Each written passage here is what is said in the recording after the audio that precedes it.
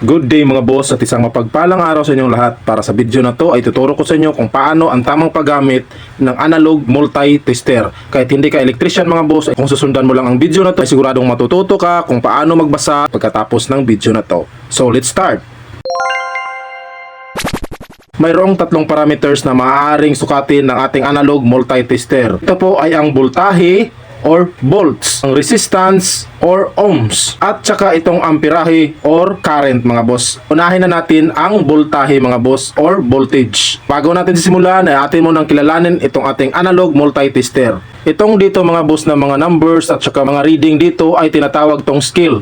Itong parang guhit dito mga boss or kamay niya, ito yung pointer. Ito yung tinatawag na zero adjuster para sa resistance or ohms mga boss. Ito namang dito mga boss, ito adjuster din to sa zero dito mga boss, no. Tapos makikita natin tong read na wire ng ating test probe ay para dito naman sa positive na jack. Tapos itong color black naman mga boss ay para dito sa common or negative na jack mga boss, no. Yan. Ito yung wire ng ating test probe. Ito yung ating test probe. Itong may metal dito mga boss ay tinatawag to na test point. Ito yung hawakan natin. Yan. Pag nagtitesting na tayo. Itong ating test probe ay meron tong polarity. So ibig sabihin, itong red ay para sa positive at ito namang black ay para sa negative. Ito naman yung selector knob ng ating multi-tester. Sa range niya mga boss, kung saan ka mag-select or magpipili ng iyong i-reading. Pwede dito sa kaliwa, pwede din dito papunta sa kanan. So madali lang naman tong gamitin mga boss, no. Katulad lang din to ng digital multi-tester. Kaso lang, manual kang magre-reading dito mga boss. Hindi katulad nitong digital tester na ibibigay niya na agad lahat ng reading na kailangan mo. So baka gusto niyo ring matuto kung paano magbasa ng digital multi-tester. Meron na po itong 500,000 views sa aking YouTube mga boss. So ilagay ko ang link dito sa ating description box.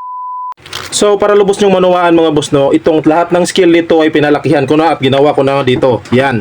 So dito tayo magpo-focus muna mga boss. Bago tayo pumunta sa mga actual na mga pagsusukat, pagtitesting ng ating analog multi-tester. So unahin muna natin ang voltage mga boss. DC or AC voltage. Ibig sabihin ng DC voltage mga boss ay direct current voltage. Ito yung mga kuryente or voltahe na galing sa ating mga baterya. Lahat ng klaseng baterya mga boss ay dito sa DC voltage. Dito din natin siya isi-select sa DC voltage, itong ating selector knob. 1000, 250, 50 at 10 voltage at saka dito din sa mga maliliit na mga boss, no. Kung dito naman tayo sa ating AC voltage mga boss ay dito din yan sa kabila. Ito yung alternating current, itong AC voltage. So nandito din yan ating AC voltage dito mga boss, no. Yan. So ibig sabihin ng AC voltage mga boss, ito yung mga voltahe or kurente na nanggagaling sa ating mga bahay.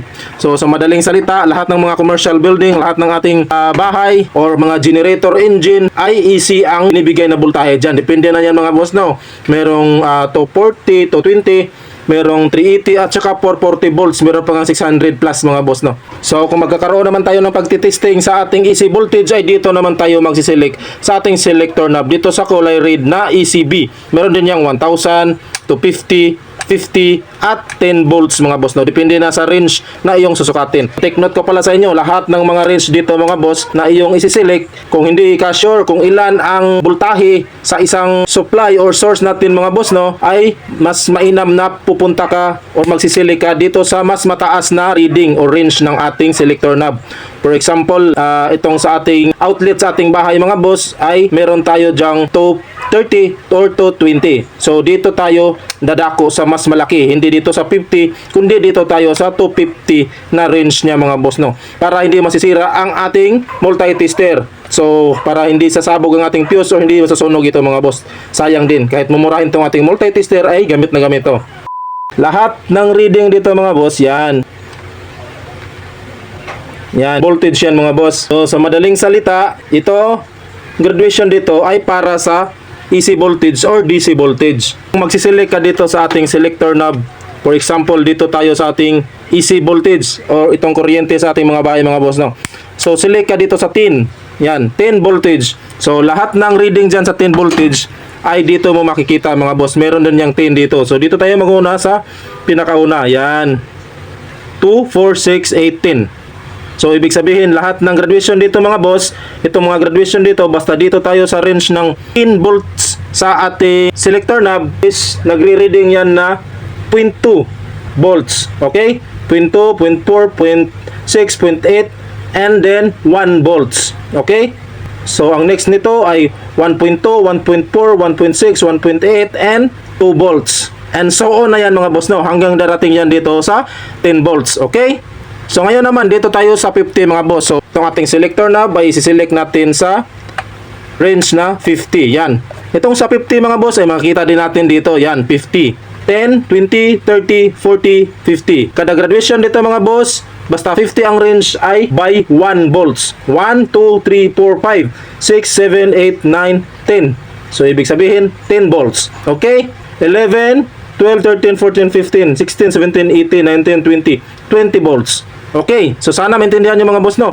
And so on na yan hanggang darating ka dito sa 50 volts. Mapa DC voltage or AC voltage yan ang ating reading dyan. So ngayon, pupunta naman tayo dito sa 250 volts mga boss.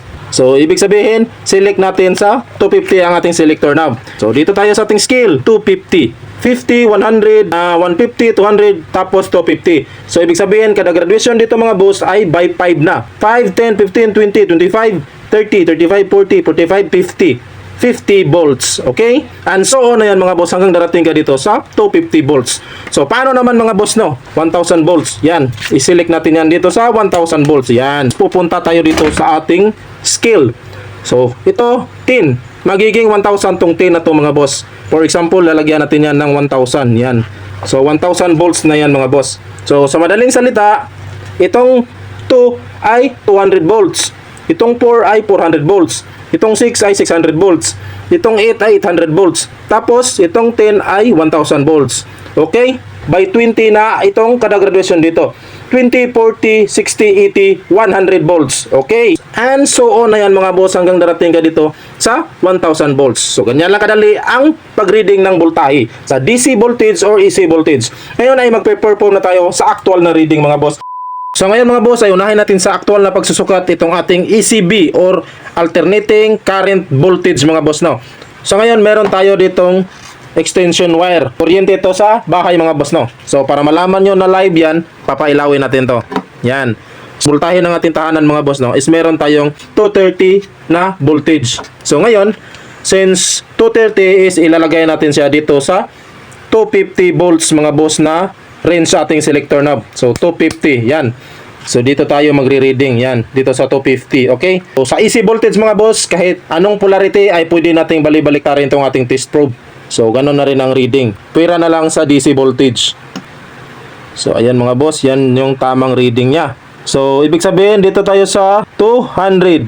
So by 5 yan mga boss, no? So 205, 210, 215, 220, 230, 235, 240 siya mga boss. Okay.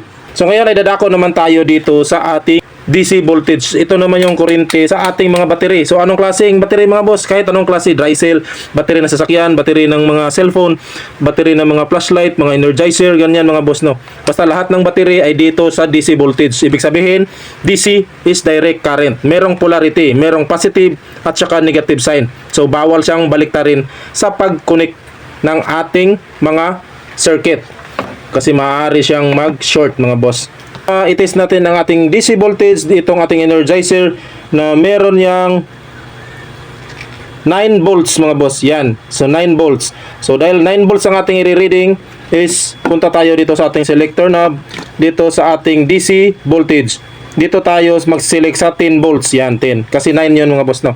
So nakalagpas pa tayo ng 1 volts, okay. So, dito tayo sa positive sign at saka negative sign. Negative is color black and positive is color red. Yan. So, kitang-kita dyan mga boss na meron tayong na-reading na 8.2 volts. So, malapit siya sa 9 volts mga boss. Alright.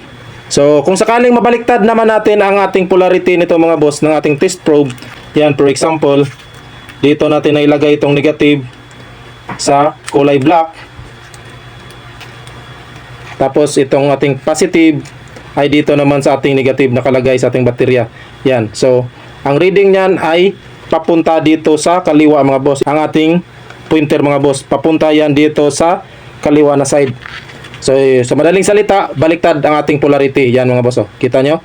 Yan, oh. Yan o. So, kita nyo mga boss, no? Okay. So, battery ng sasakyan ay meron yang 12 volts. Dahil sa 12 volts siya, pupunta tayo automatic sa 50 na range ng ating selector. Yan, 50. So, ang reading natin ay dito din sa ating 50. So, color black is sa negative. Negative yan mga boss. Color red naman ay sa positive. Positive to mga boss. So, yan. Medyo luma tong battery na to mga boss, no? At naka-imbak na. So, ayaw niya. So, although nag-reading siya mga boss, so drain na ang battery mga boss, no? So, nasa yan, 0.2 na lang siya mga boss. 0.4 volts na lang ang battery na to. So, ilagay natin sa mababa, sa 10. Yan. So, yan. Hindi na umabot ng 4 volts. So, nasa 3.8 volts na lang ang voltahe ng baterya na to mga boss. Yan, napaka-basic lang mga boss. So, paano pag mas malaki na ang range ng ating i-reading na DC voltage o kurente ng mga baterya mga boss, yung naka-series na.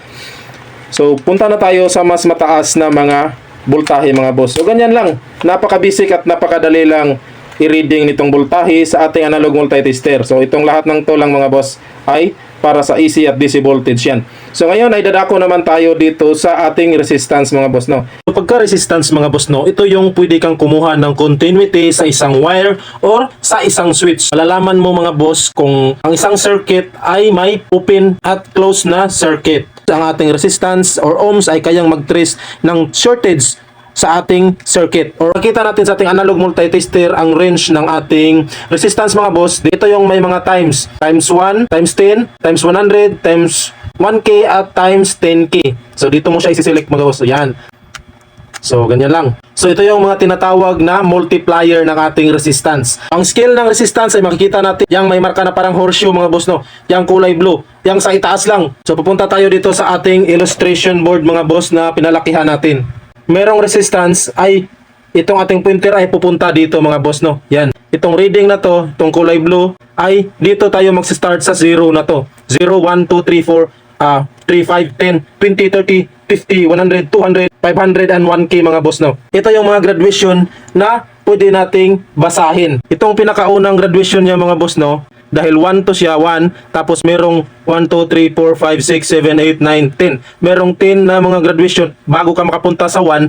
Ibig sabihin nun is 0.1 kada graduation. 0.1, 0.2, 0.3, 0.4, 0.5, 0.6, 0.7, 0.8, 0.9, 0.10 or 1 mga boss. So ito na yung 1 ohms.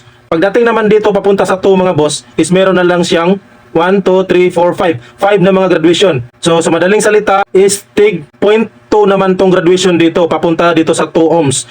So 1.2, 1.4, 1.6, 1.8 and 2 ohms na siya mga boss, no. Yan. So sana naintindihan niyo mga boss, no. Pagdating naman dito papunta sa 3 mga boss, ganun pa rin. 0.2 pa rin ang reading dito. So papunta naman dito sa 5, automatic yan 5. So ibig sabihin itong malaki na graduation ay 4 ito mga boss. Okay. So, bago tayo makapunta sa 4, meron pang isang graduation. Ibig sabihin, kada graduation dito mga boss is take 0.5. Okay? 3.5 and 4. 4.5 and 5 ohms. Papunta naman tayo dito sa 10. Malayo na siya mga boss, no? From 5, diretso sa 10. So, sa madaling salita, itong mga matataas na number ay whole number yan. So, ibig sabihin, dahil 5 to, ito ay 6, 7, 8, 9, 10. Okay? So, itong mga maliliit na number mga boss is take 4.5 to. Okay?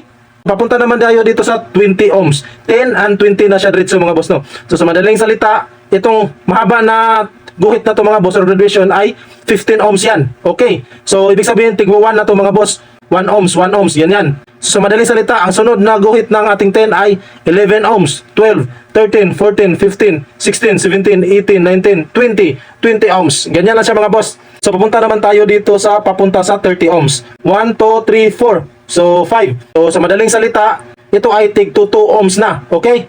22 ohms, then 24 ohms, 26 ohms, 28 and 30 ohms. Pagkatapos niyan, dito naman tayo papunta sa 50 ohms. Meron tayong 1, 2, 3, 4. 4 na guhit papunta dito sa 50. So sa madaling salita mga boss, ito ay tig pa 5 ohms. So 30, 35, 40, 45, 50 ohms. Alright? papunta naman tayo dito sa 100 mga boss, from 50 to 100. So ibilangin natin kung ilan ang graduation. 1, 2, 3, 4, 5. So kada graduation dito mga boss ay magiging 10 ohms na. So ito ay 60 ohms, 70, 80, 90, 100 ohms. Alright? So from 100 to 200 mga boss, itong kada graduation dito ay 25 ohms na. So 125, next is 150, 175, and 200 ohms yan mga boss. Okay, so sana naintindihan nyo mga boss, ang dali lang yan. So ngayon ay pupunta naman tayo dito sa kanyang mga multipliers mga boss, no. So ito yung times na natin. Yan, itong multiplier. Dito na tayo magta-times. So for example mga boss, meron tayong reading resistor. Dito natin sinelect siya sa times 10. Yan. Automatic yan, magta-times tayo ng 10 kung ano man ang mga reading na nakukuha natin dito sa ating pointer sa itaas. For example, nakakuha tayo ng 3. Itong pointer na to ay pumalo dito sa 3 ohms. So automatic yan, i-times natin dito sa 10. So 10 times 3 equals 30. So ibig sabihin, 30 ohms ang ating reading mga boss. Okay? Paano naman pag times 100 na? So for example, itong ating pointer ay pumalo naman dito sa 5. Tapos, naka-times 100 tayo mga boss. Yan, naka-times 100 ang ating multiplier. So, 5 times 100 equals 500 ohms ang ating sagot. So, ang sunod ay, dito naman tayo sa 1K. Yan, times 1K mga boss. Paano naman pag nakakuha tayo ng reading na 4? Ito, 4, dito sa 1K mga boss.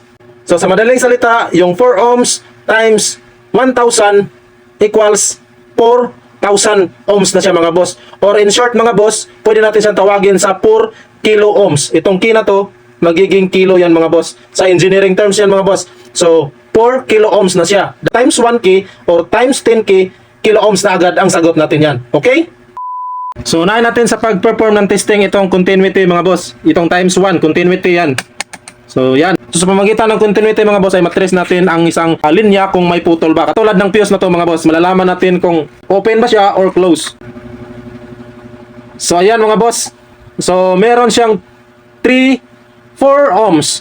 So, ibig sabihin itong ating fuse ay close siya mga boss, no? So, wala siyang putol. Good ang fuse na to.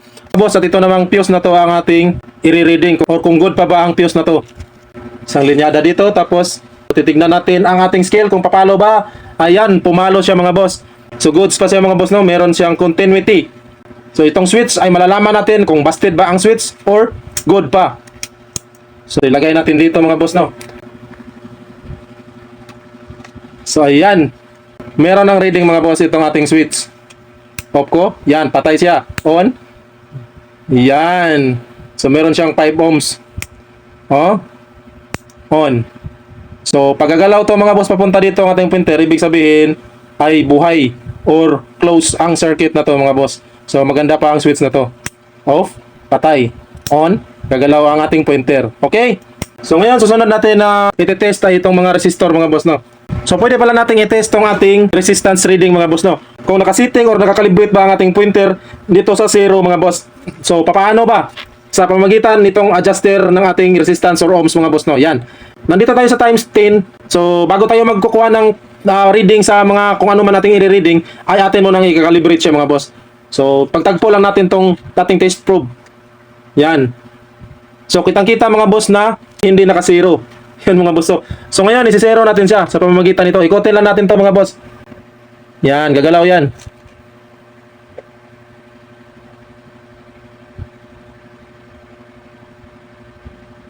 So, ayan. 0 na yan mga boss, di ba? So, bago tayo mag-perform ng ating pagsusukat. So, ganyan pag-calibrate ang ating resistance or ohms mga boss, no? So, ngayon, itong una nating susukatin mga boss, tong kulay blue. Dito sa isa, tapos dito sa isa. Naka-times 10 tayo mga boss, ha? So, ayan. So, 0, 1, tapos 2. Hindi tayo nakapunta sa 2 mga boss. So, ang reading niyan is 1.8 ohms ang reading nito mga boss. So, kung ita-times natin to mga boss, sa times 10, itong reading na to, yan, 1.8 ohms times 10 is magiging mga 18 ohms na siya mga boss, no? So, ngayon ay dadako naman tayo dito sa maliit na resistor mga boss, yan. Lagay natin to sa kabila. Tapos dito naman tayo sa kabila. So, kung nakita nyo, wala siyang reading mga boss, no? Hindi gumalaw ang ating pointer. So, ngayon, i-adjust natin to mga boss. Bakit hindi siya gumalaw? Kasi maliit ang times 10. Punta tayo sa times 100. Yan. Okay, tapos bago tayo magre-reading, calibrate muna. Okay, naka-zero na siya. Then, sukat na tayo dito. Sa resistor na to. So, ayan, wala pa rin reading mga boss, hindi pa rin pumalo ang ating pointer. So, baka maliit pa din tong times 100. Punta tayo sa times 1K. Yan. Times 1K. So, the same procedure. Magka-calibrate ulit tayo. 0. Lagay natin sa 0 mga boss. 0, infinity. Yan. 0 na yung ating ohms. So, ngayon, susukatin natin tong maliit na resistor na to, pero napakalaki ng ohms. So, ayan, gumalaw siya mga boss. Sa times 1K. So, meron siyang reading na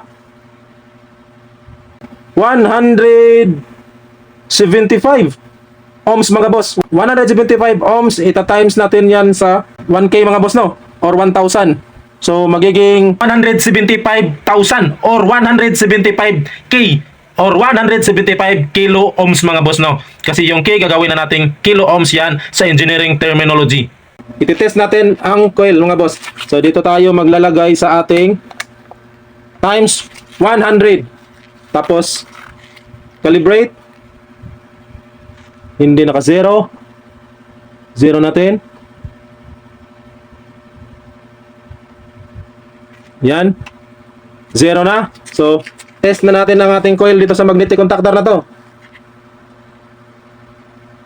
4 ohms mga boss.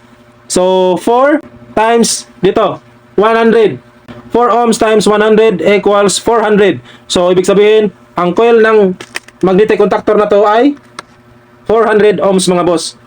So, ganyan lang paggamit ng multiplier dito sa ating analog na multi-tester. So, pwede mo rin itong magamit mga boss sa pag-check ng grounded ba or sunog ba ang isang induction motor. Yung mga 3-phase at single-phase na induction motor na ginagamit sa industrial, sa ating tahanan at sa mga barko mga boss. So, ganyan lang. So, sana ay meron kayong natutunan mga boss sa ating tutorial ngayon. So, kung nagustuhan mo ang aking video, please like, share, at comment naman. Maraming salamat. God bless and mabuhay. Peace!